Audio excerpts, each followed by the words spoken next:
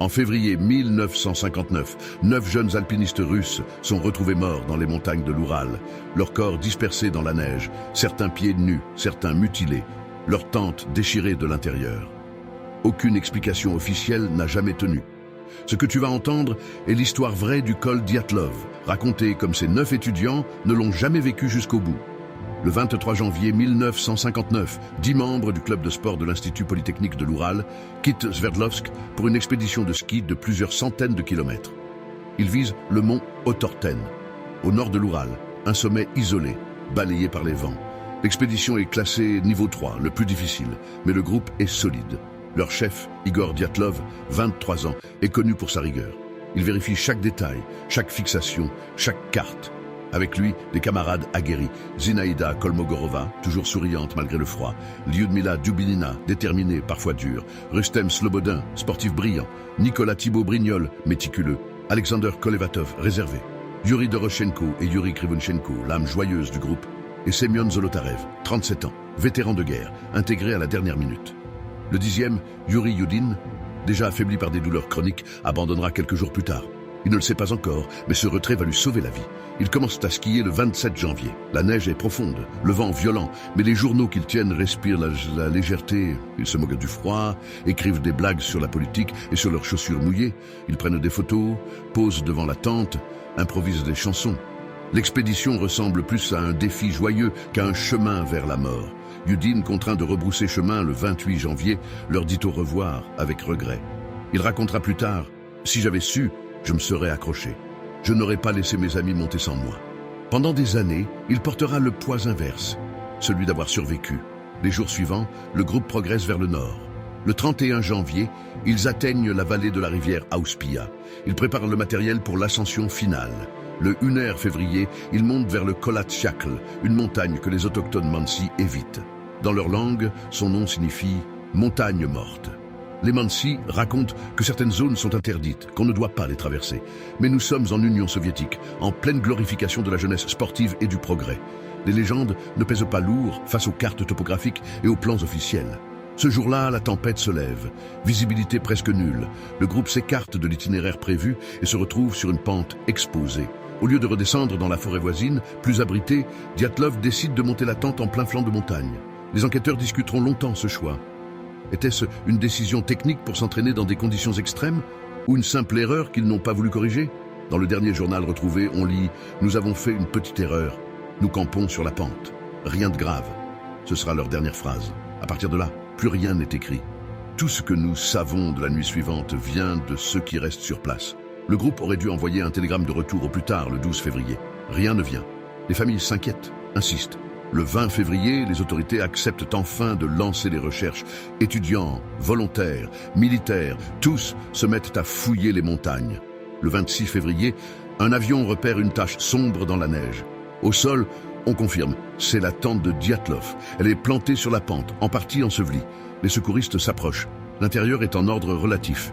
Des sacs de couchage soigneusement disposés, des chaussures, des manteaux, de la nourriture. Rien n'indique un départ préparé. Mais la toile intrigue immédiatement. Elle a été taillée de l'intérieur, en plusieurs entailles. Quelque chose a poussé ces jeunes à sortir en urgence, sans même ouvrir la fermeture. Autour de la tente, pas de traces de lutte, pas de sang, pas d'empreintes inconnues. Seulement des traces de pas qui s'éloignent vers la forêt, à environ 1,5 km plus bas. Certaines empreintes sont celles de pieds nus, d'autres montrent des chaussettes ou un pied enroulé dans un bout de tissu. C'est le début de l'absurde. 9 alpinistes expérimentés sortant en pleine nuit par 25 degrés, à moitié dévêtus. Les sauveteurs suivent la piste. À la lisière des arbres, près d'un grand pin, ils trouvent les 2 premiers corps, Yuri Doroshenko et Yuri Krivonchenko. Ils sont en sous-vêtements, allongés près des restes d'un feu. Leurs mains sont écorchées, leurs doigts brûlés, comme s'ils avaient arraché l'écorce à main nue pour alimenter le brasier ou tenter de grimper. Au-dessus d'eux, les branches du pin sont brisées jusqu'à 5 mètres de hauteur. Ils ont manifestement essayé de voir quelque chose ou de fuir quelque chose avant de mourir gelés. Entre ce pin et la tente, espacés de quelques dizaines de mètres les uns des autres, on retrouve les corps d'Igor Dyatlov, Zinaïda Kolmogorova et Rustem Slobodin. Dyatlov est couché sur le dos, tourné vers la tente, les poings serrés. Zina est tombée face contre neige, bras tendus dans la même direction. Rustem a le crâne fracturé. Mais ces blessures ne suffisent pas à expliquer sa mort. Tous trois semblent avoir tenté de remonter au camp. Le froid les a arrêtés avant. Les 4 derniers manquent encore. On les retrouvera seulement au dégel, 2 mois plus tard. Dans un ravin recouvert par plusieurs mètres de neige, les secours découvrent les corps de Lyudmila Dubinina, de Nicolas Thibault-Brignol, d'Alexander Kolevatov et de Semyon Zolotarev. Eux sont mieux vêtus, certains portent des vêtements arrachés aux premiers morts, comme si le groupe s'était dispersé puis recomposé dans la panique. Mais leurs blessures choquent les enquêteurs. Thibault-Brignol a le crâne littéralement enfoncé. Dubinina et Zolotarev présentent des côtes brisées et des lésions internes massives. Pourtant la peau n'est pas ouverte. Dubinina n'a plus de langue, ni d'yeux. Les légistes écrivent que les forces nécessaires pour provoquer de telles fractures sont comparables à un accident de voiture. Aucun de ces traumatismes, note le médecin Boris Vozrojdeny, ne peut provenir d'une chute banale ou d'une rixe. Plus troublant encore, plusieurs vêtements sont contaminés par une radioactivité anormale. Le pantalon et le pull de certains portent des traces mesurables. Les autorités ordonnent immédiatement de limiter la diffusion de ces informations. La zone est fermée pendant 3 ans. L'enquête officielle s'achève quelques mois plus tard. Le procureur Lev Ivanov rédige une conclusion devenue célèbre. Les causes de la mort des randonneurs sont dues à une force naturelle inconnue que les victimes n'ont pas pu surmonter. Aucune autre précision, aucune mention des lumières observées dans le ciel, ni de la radioactivité, ni des témoignages troublants. Car des témoins, il y en a. Dans les jours qui entourent le drame, plusieurs groupes rapportent avoir vu des sphères lumineuses au-dessus du massif, des habitants locaux, des soldats en patrouille, un groupe de géologues. Officiellement, ce n'est rien.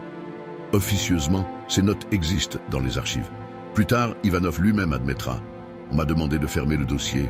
On ne voulait pas de panique, pas de rumeurs sur des armes ou des phénomènes que nous ne contrôlions pas.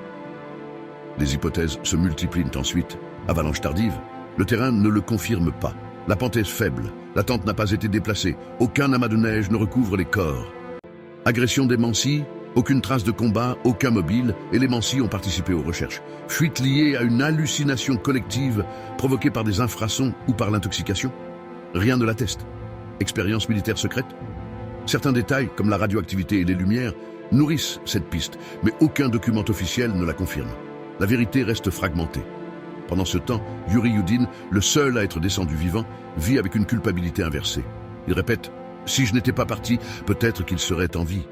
Puis, plus tard, quand j'ai vu leurs affaires alignées dans le bureau du procureur, j'ai compris que quelque chose n'allait pas. Ce n'était pas une avalanche. Ce n'était pas seulement le froid. Jusqu'à sa mort, en 2013, il continuera de douter de la version officielle. En 2013, une partie des archives est ouverte. On découvre des rapports mentionnant des objets lumineux dans le ciel, des mesures de radiation, des contradictions dans les témoignages. En 2019, les autorités russes rouvrent brièvement le dossier et concluent finalement à une petite avalanche combinée à des vents violents, une explication qui rassure sur le papier mais laisse de nombreux spécialistes sceptiques. Trop d'éléments ne collent pas. Les blessures internes, les comportements, la disposition des corps.